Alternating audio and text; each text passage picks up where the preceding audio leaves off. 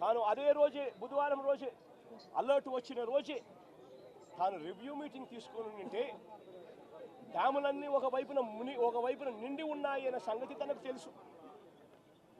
పై రాష్ట్రాల నుంచి, మహారాష్ట్ర నుంచి, కర్ణాటక నుంచి, తెలంగాణ నుంచి నీళ్లు వస్తున్నాయని సంగతి తెలుసు. మాన్సూన్ వల్ల అటు పై రాష్ట్రాల నుంచి వరదలు వస్తూ ఉన్నాయనే సంగతి తెలుసు.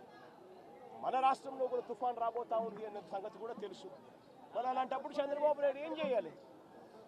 బుధవారం రోజు రివ్యూ తీసుకుని రెవెన్యూ సెక్రటరీని, చీఫ్ సెక్రటరీని, ఇరిగేషన్ సెక్రటరీని, హోమ్ సెక్రటరీని వీళ్ళందరినీ కూడా పిలిచే కార్యక్రమం చేయాలి.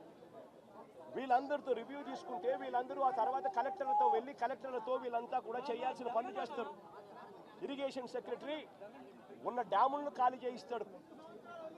శ్రీశైలంలోను, నాగార్జున సాగర్లోను, పులిచింతల్లోను 3 డ్యాముల్లోనూ కనీసం ప్రతి డ్యామ్లోనూ ఒక 25-30 టీఎంసీలు తగ్గించుకుంటూ వచ్చి కనీసం ఒక 80-90 టీఎంసీలు మేరకు తగ్గించి ఈ 3 డ్యాముల్లో కలిపి ఒక ఫ్లడ్ కుషన్ మెయింటైన్ చేస్తాడు ఇరిగేషన్ సెక్రటరీ. దానివల్ల పైనుంచి వచ్చే నీళ్లను, ఇతర రాష్ట్రాల నుంచి వచ్చే నీళ్లను, ఈ ఫ్లడ్ కుషన్ ఉంది కాబట్టి నీళ్లను అక్కడే ఆపిండొచ్చు. రెవెన్యూ సెక్రటరీ వెంటనే రిలీఫ్ క్యాంపులు ఏర్పాటు చేస్తాడు. ఆ రిలీఫ్ క్యాంపుల్లో ఏర్పాట్లు బాగున్నాయా లేదా, రిలీఫ్ క్యాంపులు ఎక్కడున్నాయి, ఎక్కడ పెట్టాలి, ఆ రిలీఫ్ క్యాంపుల్లో ఏర్పాట్లను పర్యవేక్షిస్తాడు రెవెన్యూ సెక్రటరీ.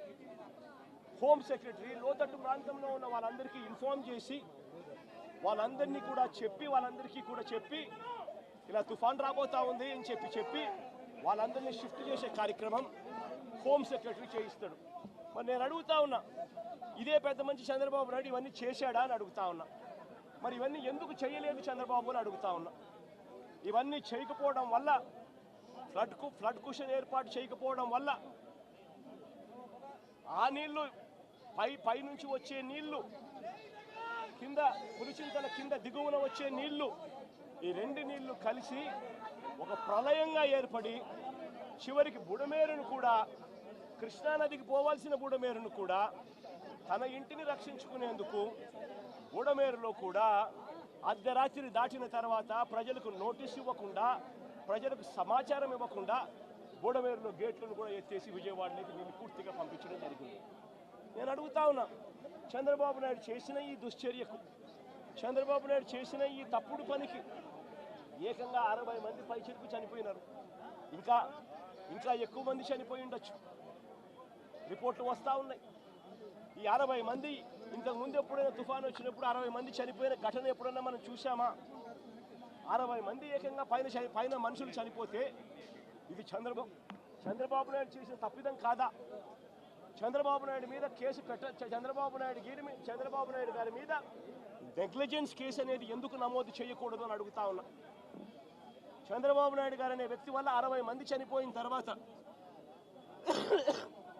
ఆ వ్యక్తి రివ్యూ తీసుకోకపోవడం వల్ల, ఆ వ్యక్తి చెప్పాల్సిన ఆదేశాలు చెప్పకపోవడం వల్ల, ప్రజలకు ఇవ్వాల్సిన ఇన్ఫర్మేషన్ ఇవ్వకపోవడం వల్ల, ప్రజలను అలర్ట్ చేయాల్సిన కార్యక్రమం చేయకపోవడం వల్ల, పైన ఫ్లడ్ కుషన్ పెట్టకపోవడం వల్ల, రిలీఫ్ క్యాంపులు ఏర్పాటు చేయకపోవడం వల్ల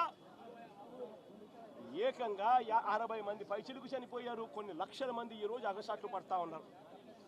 ఇంతకన్నా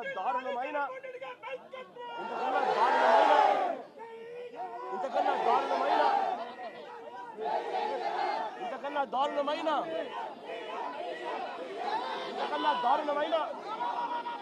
పరిపాలన ఎక్కడైనా ఉంటుందా అని అడుగుతా ఉన్నా. ఈ పెద్ద మనిషి ఈ నేరాన్ని కూడా, ఈ తప్పును కూడా డైవర్ట్ చేసేందుకు ఒకవైపున సురేష్ లాంటి ఎక్స్ ఎంపీని, విజయవాడ డిప్యూటీ మేయర్ భర్తను